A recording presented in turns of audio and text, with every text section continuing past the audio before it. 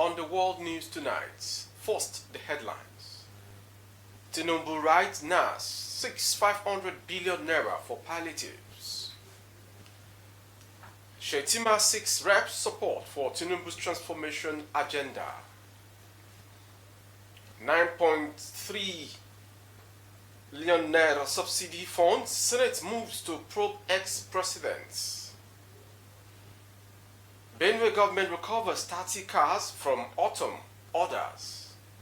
And on sports, Finidi blames fatigue for Eyimba poor performance. I am Morire Rabila Lawal. Now the news shortly. President Bola Ahmed Tinubu has written to the National Assembly seeking amendment to the 2022 Supplementary Appropriation Act to allow the federal government source 500 billion naira for palliative to cushion the effect of subsidy removal.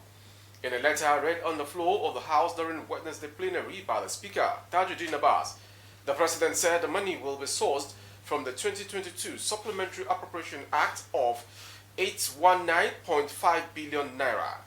The letter titled Request for the Amendment of the 2022 Appropriation Act reads in part, I write to request the approval of the House of Representatives and amendment of the 2022 Appropriation Act in accordance with the law.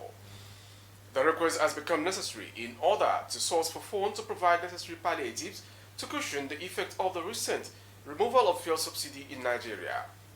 The sum of 500 billion naira only has been extracted from the 2022 Appropriation Act of the 819.536 for that provision of palliative to Nigerians to cushion the effect of the fuel subsidy removal.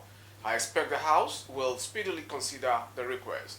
The Speaker said the House will consider the President's request at plenary on Thursday and ask members will to make contribution to be prepared to do so.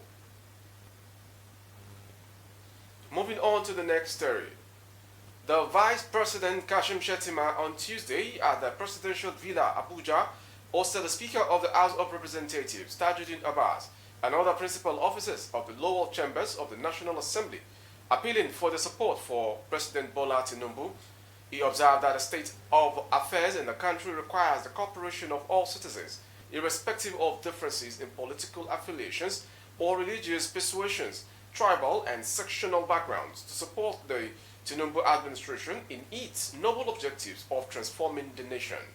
Shettima solicited the support of the House of Representatives for the actualization of the agenda of the Tinubu administration. Continuing, Shettima said the state of affairs in our country requires that we coalesce into a single force, irrespective of difference in political affiliations or religious persuasions. It is very difficult to remove the building blocks holding this country together. We are a kaleidoscope of colors. We are essentially one people tied to a common destiny. So let's work together. We need this country to work, and this government is willing to work for the good of the nation. Reiterating President Tinubu's support for the legislative, the Vice President noted that I want to reiterate our support on behalf of my principal, President Bola Tinubu. Incidentally, both of us are former members of the National Assembly. So we are members of the same fraternity, members of the same family. My heart goes with you, my support you will have. We will find windows of harmonious ways to work together for the good of our nation. Moving on to the next story. The Senate yesterday commenced the probe of oil subsidy and under-recovery regime operated by the administration of President Muhammad Buhari. It specifically frowned at the 9.3 trillion naira spent on the subsidy regime by Buhari from January 2021 to June 2023. The Senate is also asking for a living wage for workers as a way of cushioning the effect of subsidy removal, and as well seeks the establishment of 3 functional refineries for local production and distribution of refined oil with a view to bringing down the pump price from 540 naira per litre between 300 to 350 naira per litre. The resolutions were sequel to a motion sponsored by Chiwoba Undubweze. In the motion, need to investigate a controversial huge expenditure on premium motor spirits (PMS) under the subsidy under recovery regime by the Nigerian National Petroleum Company Limited (NNPCL). Onwabweze said the step taken by President Bola Tinubu on subsidy removal withdrawal in May was commendable, but the regime needed to be investigated. He specifically submitted that while within 10 years, 2006 to 2015, the federal government through NNPCL claimed 170 billion naira as under recovery, it expended 843.121 billion naira under recovery between January 2018 and January 2019. The money, as shown by available records, shows that in 2021, 1.42 trillion naira was expended. In 2022, 4.3 trillion naira, and it's the first 6 months of 2023, 3.6 trillion naira, totaling 9.3 trillion naira. Many of the senators who contributed to the debate on the motion frowned at bogus expenses made on the subsidies regime by the NNPCL and supported all the prayers sought for in the motion.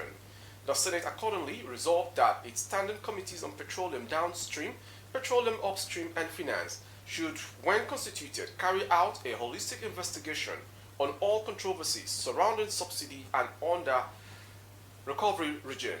It also urged the NNPCL, in conjunction with some major international oil companies in Nigeria, to form 3 different consortiums and build 3 refineries for stabilization of oil market and the nation's economy generally. From that story, we go to Benue State. The Asset Recovery Committee set up by Benue State Governor Hyacinth Alia to trace all movable and immovable assets from officials of the Samuel Ortom-led administration has confiscated over 30 vehicles and Hilux vans. The directive was issued by Governor Alia in June 2023 when he appointed a committee chaired by INBM. The committee's primary objectives was to conduct a thorough assessment of all government assets, including land, vehicles, houses, furniture, and machinery, to initiate their recovery. The committee executed its mission on Tuesday, July 11, 2023, by descending upon the automobile workshop situated along the Makurdi-Otukpo Road, where they proceeded to seize the vehicles. PM addressed journalists Tuesday night after trailed the process of removing the vehicles from the London Line Auto Mechanic Workshop allegedly owned by one of Ortom's associates. The official said other locations have been identified as the recovery process is still ongoing. Moving on to the next story from Southeast. The self-described Prime Minister of Biafra and freedom activist has once more ordered a 2-week sit-at-home ban in the Southeast region. Simon Ekpa, who issued the previous week's sit-at-home order, listed 5 justifications for Southeasterners' compliance with the directive.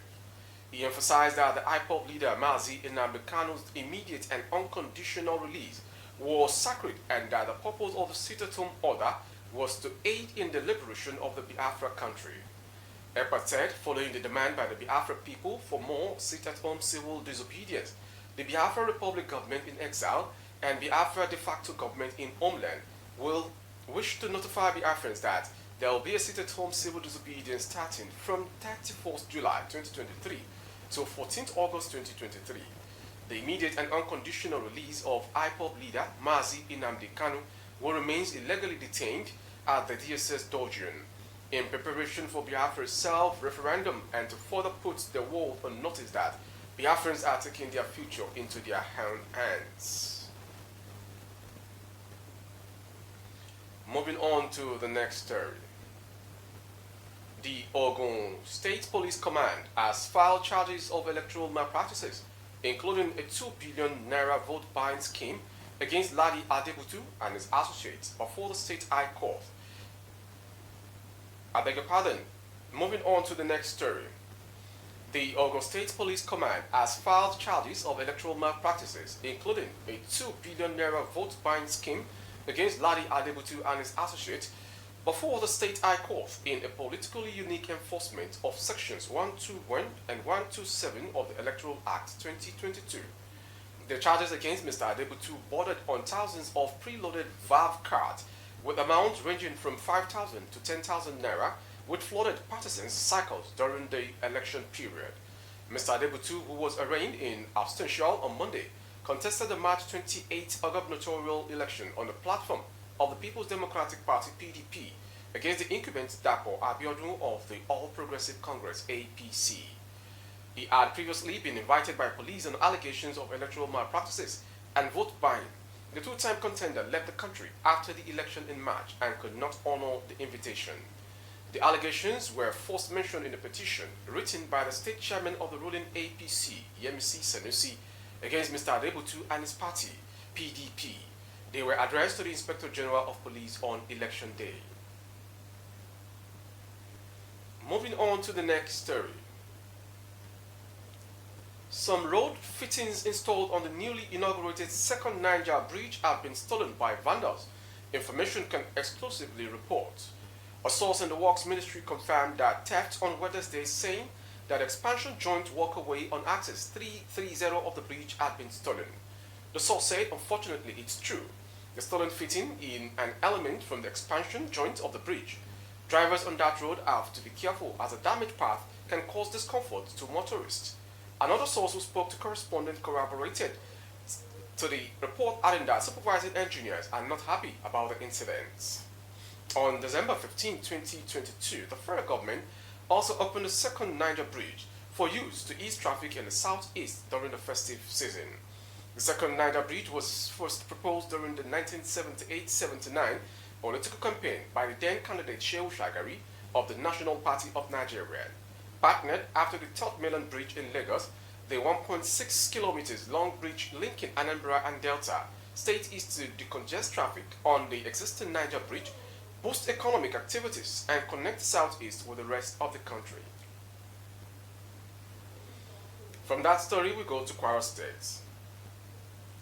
Thunderstorm has reportedly killed 3 suspected kidnappers in the agrarian Oro-Ago community in the Ifelodun local government area of Kwara State. A Tribune Online gathered that the incident linked to the effort of local vigilance team in the Ibomino Kwara axis aimed at checking security challenges in the area happened 3 days ago. In a viral video of the incident, it was gathered that the victims of the Thunderstrike were suspected members of an 8-man kingpin gang who reportedly operated in Iwo or Osun State about 2 weeks ago. The 1 time and 1 minute 13 seconds video clip showed the composing bodies of 3 young persons, presumably in their 20s, also burnt beyond recognition in the bush, with flies all over the scenes. The voice in the short video clip said that we are members of the vigilance group in the Ibomino Kwara. Our effort against those perpetrating evil and kidnapping people in our area had yielded fruit. A thunderstorm struck them dead, 3 of them. God will continue to make us successful against the evildoers surrounding our communities. We shall overcome them all by the grace of God. Thank you all, says the statements. From that story from Kwara State, we go to the foreign story. Legislators in California, United States, have passed a bill that will require judges in the state to consider black criminals when being convicted. The bill, backed by state Democrats, would also allow the judges to determine how long to sentence such convicted blacks to prison for crimes committed. Ricky Jones Sawyer, a Democratic Assembly member, quietly introduced the bill 852 in February, saying it was aimed to rectify racial bias in the justice system. In May, the Assembly passed a little-known legislation which would see judges weighing how persecuted minorities are being. Now, the measure is currently being considered in the state's upper chamber, the Senate. The bill will add a section to the Penal Code of California Senate regarding race, and if signed by Governor Gavin Newsom, it will require the court, whenever they have the authority to determine a prison sentence, to rectify alleged racial bias in the criminal justice system. From the foreign story, we go to sports story to end today's world news. A Yimba head coach, Finidi George, has blamed tiredness for his side's poor showing at the Niger Super 8 tournament. The Nigeria Premier League champions were eliminated from the competition on Tuesday following a 2-1 defeat to Katsina United. The People's Elephant failed to record a win in the competition, losing 2 and drawing 1. Finidi stated that his players are tired after an hectic campaign. We need rest. We have to think about how we can get some good rest and prepare for next season, he stated in a post-match interview. With that sports story, we come to the end of today's world news from BGI TV Currents. Before we go, some headlines. Tinubu writes now 500 billion naira for palliatives. Shettima seeks rep support for Tinubu's transformation agenda. We also brought to you 9.3 trillion naira subsidy funds. Senate moves to probe ex-president Muhammad Buhari. Benue government recovers 30 vehicles from Ortom, others. And on sports, Finidi blames fatigue for a poor performance at Niger Super 8 competition. For more updates of our broadcast on YouTube, our handle is BGI TV Current. Kindly subscribe and click on the notification bell. Select option all to access all of our broadcasts. On Facebook, Bagade Imo with Alawi Adebayo. Please like and follow the page for advert placement of your goods and services, coverage of events and functions. Please dial the phone number streaming on your screen for advert placement only. Thank you for watching. I am Mo Rabila Lawal. Good evening.